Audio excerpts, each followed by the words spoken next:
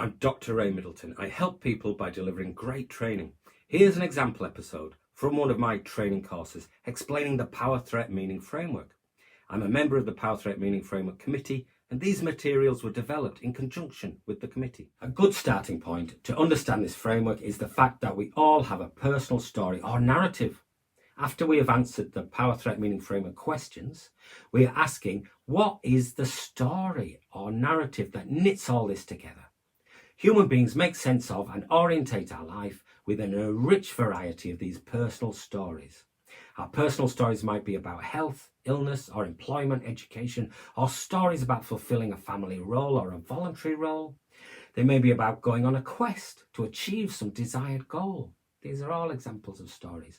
If we have a positive or distressing experience, we try to understand and make sense of these experiences within these personal stories that are available to us in our culture. Sometimes we have some choice of stories made available to us to make sense of distress.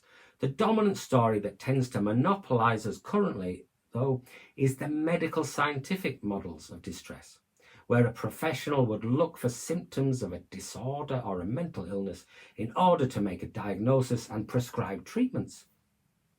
This type of explanation might involve, for example, receiving a diagnosis, admission to a psychiatric hospital, prescribed chemical medication and/or therapy. But the medical model is just one kind of typical story. A genre is a way to understand this. It's a general set of expectations, is a genre about how any kind of typical story is going to develop and what characters and events will likely be in it. The normal type of plot to expect in this kind of story.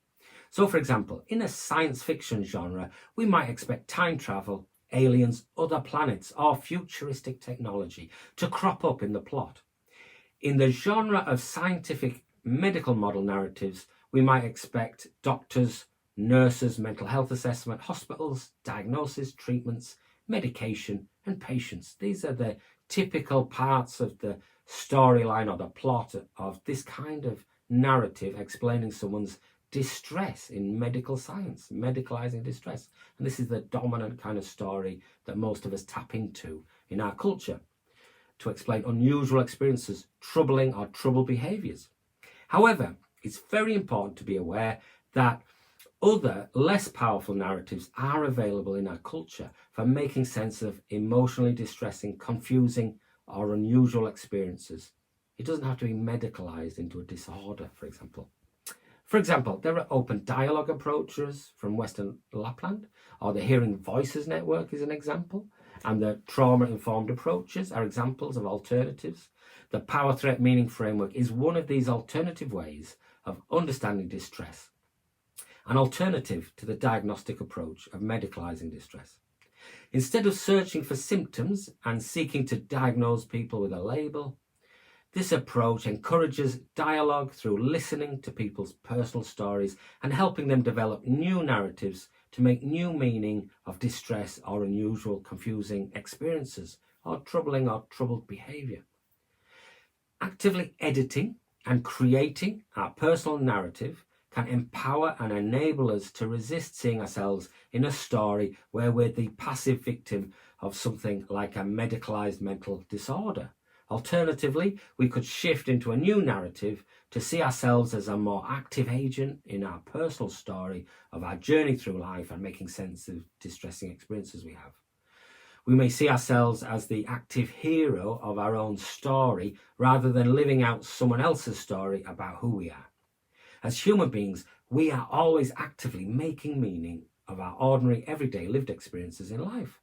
From the distressing to the enjoyable, and from the confusing experiences and unusual ones to the boring experiences, we're making sense of them. We make sense of our everyday thoughts, emotions, and actions every day by editing these experiences into believable narratives or stories that make sense to us and to other people to explain why we were anxious or upset, or why we felt angry, or why we felt we lacked motivation. We put them into a story that makes sense, and there's lots of different stories and narratives available to us.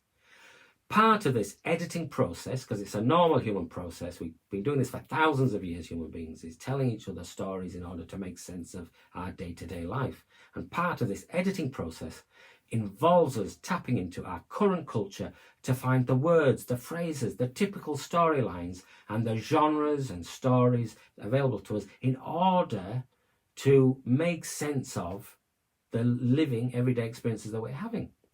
There are two sides to the narrative coin. We might believe a story about ourselves, such as we're on a quest to get a job or pass a qualification, for example, and we orientate ourselves within the story, and this shapes and motivates our thoughts, emotions, and behaviors. We might feel hopeful and be motivated to prepare, that's our behavior, for our interview for a job, for example. You see how the narrative that we believe about possibly getting this job shapes our thoughts, feelings, and behavior. But the other side of the coin, of the narrative coin, of understanding these personal stories, is that we might have an experience of thinking, feeling, and behaving that's confusing to us. It doesn't immediately make sense. And in order to make sense of it, we see if we can fit this feeling or this experience or this thought, or I wonder why I did that, can we fit the experience into a believable story about ourselves and how we're going about our life in this world, our journey through life. We might, for example, stay in bed and feel anxious and have a stomach ache, and this puzzles us. So it's an experience that we're thinking, oh, why have I got a stomach ache? It's a physical feeling. And we might make sense of this experience, embodied physical experience, by fitting into a story like, oh, I have my job interview today. I'm probably worried I won't get the job. And that makes sense. So do you see how we might have experiences that we try to fit into a narrative? And on the other side of the coin, we have narratives that we believe about ourselves, like a quest that we're on, and that shapes our thoughts and feelings and actions as well. So they're two sides of the narrative coin. In the next episode, I'll explain why we edit in and out different parts of our everyday experience in order to turn it into a story, a personal narrative. I hope you found that helpful. For more information about the live and recorded training I offer, just email me at ray.middleton@ladderforlife.com and sign up for my free trauma reform course by clicking the link in the description comments. Subscribe for more helpful videos and post a question in the comments and I'll reply.